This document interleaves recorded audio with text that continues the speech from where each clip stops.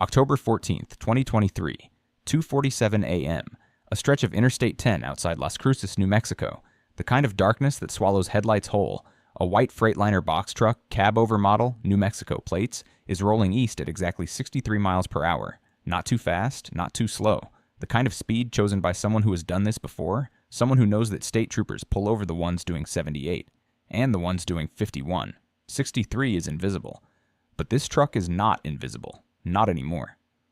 Mounted beneath the rear axle housing, secured with industrial-grade magnetic casing, a GPS tracking device the size of a deck of cards is pinging its location every 90 seconds to a server monitored by the Homeland Security Investigations Field Office in El Paso, Texas.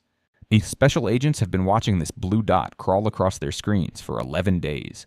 11 days of patience. 11 days of logging every stop, every fuel purchase, every overnight park in every truck stop lot, from Tucson to Deming, to this moment, right here on I-10. They're not looking for drugs. They're not looking for weapons. They're looking for something far more difficult to find.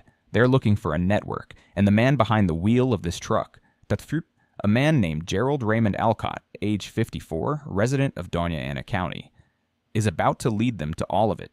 What federal investigators did not yet know, what they could not have known at 2:47 in the morning on that empty highway, was that the GPS tracker on Gerald Alcott's truck would ultimately unravel a criminal operation spanning 3 states, to 14 commercial properties, 19 individuals, and an estimated $41 million in stolen goods, warehoused across a hidden network that had been operating undetected for nearly 7 years.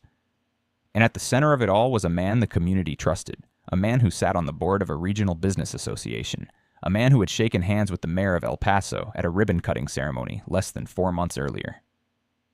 His name was Victor Padilla Sorin, and he was about to lose everything. The case did not start with suspicion. It started with insurance. In March of 2023, an insurance adjuster working a routine cargo theft claim for a regional electronics distributor flagged an anomaly. 3 separate shipments of consumer electronics. Flat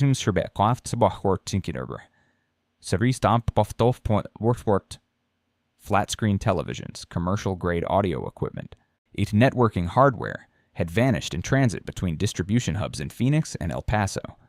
Total declared value, $2.3 million. Each shipment had been handled by a different third-party logistics provider. Each shipment had last been scanned at a transfer facility in Lordsburg, New Mexico, and each claim had been filed by a different policyholder. 3 shipments, 3 carriers, 3 claimants, 1 town. The adjuster, following protocol, referred the case to the National Insurance Crime Bureau. The NICB cross-referenced the claims against their database and found something that turned a flag into an alarm. 14 additional cargo theft claims had been filed across southern New Mexico and western Texas in the preceding 18 months, all involving goods that passed through transfer facilities within a 70-mile radius of Lordsburg. Combined declared losses exceeded $11 million. By May, Homeland Security Investigations had opened a formal case. The task force designation was Operation Iron Receipt. The initial theory was straightforward. Someone inside the logistics chain was diverting shipments. A warehouse worker, a dispatcher, maybe a driver running a side operation, peeling off pallets and selling them to fences. Standard cargo theft. The kind of case HSI agents in the Southwest handle regularly in a region where billions in commercial goods cross state lines daily. That theory lasted approximately 6 weeks. Agents identified Gerald Alcott in July through an analysis of telematics data obtained via subpoena from 3 logistics companies.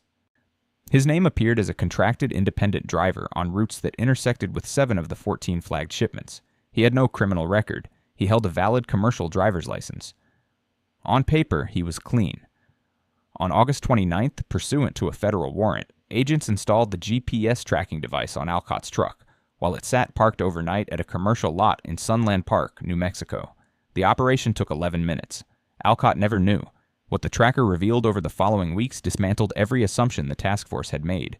Alcott was not diverting goods from his assigned routes. He was running entirely separate, unlogged trips between his legitimate hauls, the ones that appeared in dispatch systems and generated electronic bills of lading. He was making secondary runs, night runs, but her routes that took him off the interstate and onto county roads, through industrial parks on the outskirts of small towns where commercial zoning butted up against empty desert. He was visiting warehouses. Not 1, not 2.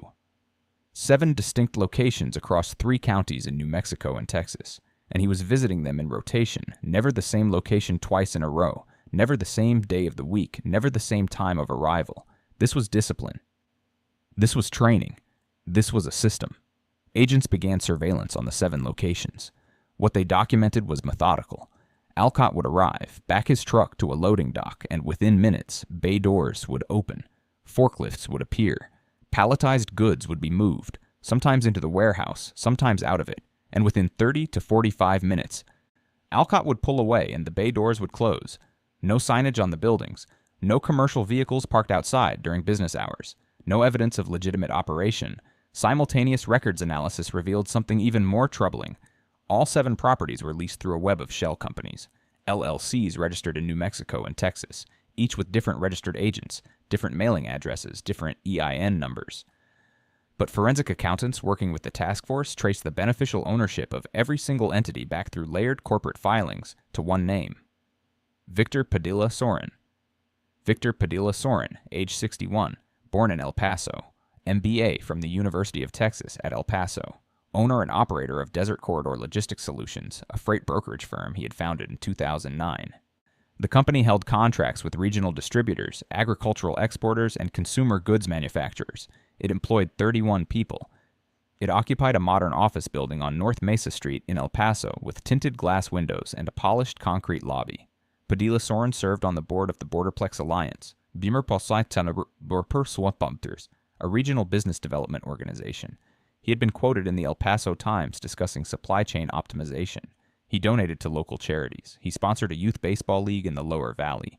He was also, according to what investigators were now assembling into a 200-page affidavit, the architect and operational commander of one of the most sophisticated cargo theft fencing operations ever uncovered in the American Southwest. The operation worked with a precision that investigators described as corporate in structure. Padilla Sorin used his legitimate brokerage business as a front.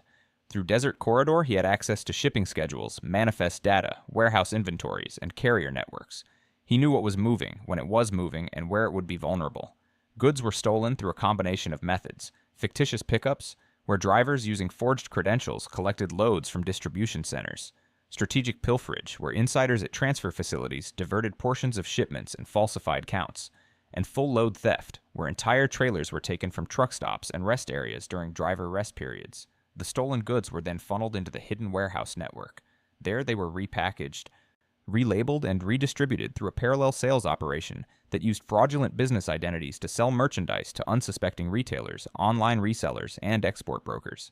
The scale was staggering. November 8, 2023, 5 a.m., coordinated across 3 states. 112 federal agents, supported by state and local law enforcement, executed simultaneous search warrants at 14 locations, 7 warehouses, 3 residences, the Desert Corridor Logistics Solutions office on North Mesa Street, and 3 additional commercial properties in Tucson and Phoenix that surveillance had linked to the distribution arm of the network.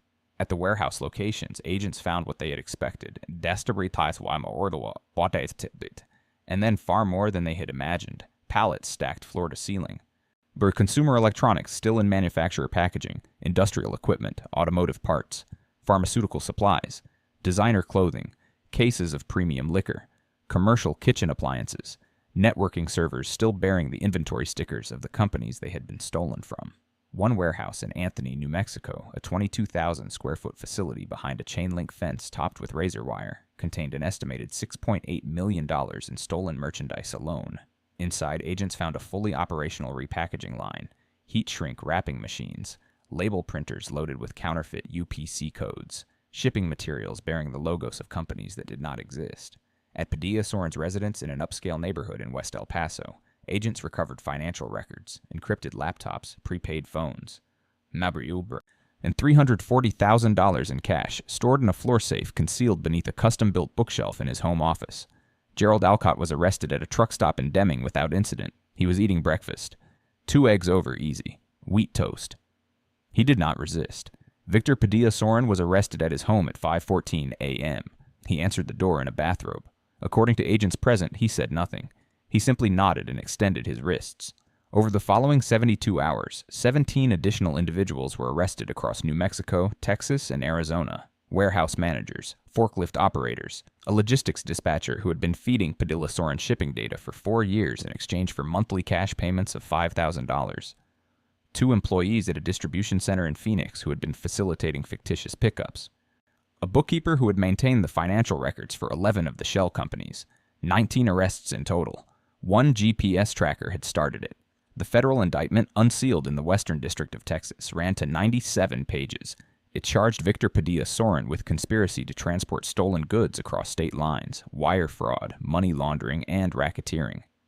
Gerald Alcott and 16 others faced charges ranging from conspiracy to receipt of stolen property to obstruction.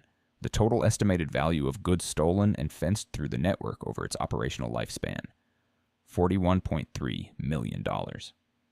The operation had victimized over 60 companies. Insurance losses connected to the scheme approached $28 million. Some of the smaller victimized businesses, regional distributors, independent retailers who unknowingly purchased stolen inventory, suffered financial damage they described in impact statements as existential. One distributor in Las Cruces, a family-owned business operating since 1987, filed for bankruptcy protection 3 months after discovering that $1.1 million in inventory losses were connected to the scheme. The owner's statement to the court was 4 sentences long. The last sentence read, "We trusted the system, and the system had a hole in it shaped like a man we all knew." Victor Padilla Sorin pleaded guilty in April 2024 to 12 federal counts. His sentencing hearing lasted 3 hours. The prosecution presented evidence of the operation's duration, sophistication, and the scope of harm inflicted on businesses and individuals across the region. He received 17 years in federal prison, no possibility of parole.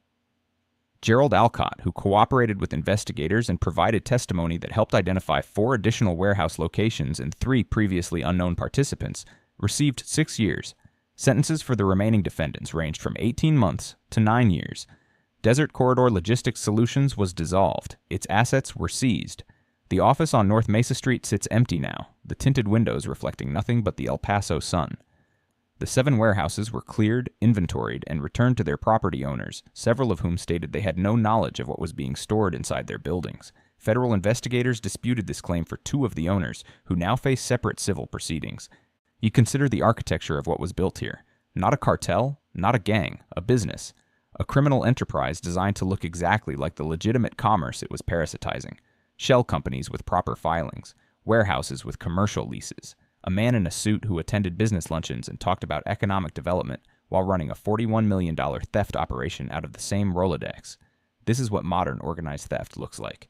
It wears a lanyard, it has a LinkedIn profile, it shakes your hand at the Chamber of Commerce mixer and asks about your kids. 1 GPS tracker, the size of a playing card, placed by an agent on a warm August night beneath a truck axle in a parking lot. That is what cracked it open. 11 days of patience, a blue dot moving across a screen. And behind it, or the entire rotting infrastructure of a network built on the assumption that no one was watching. Someone is always watching. The question for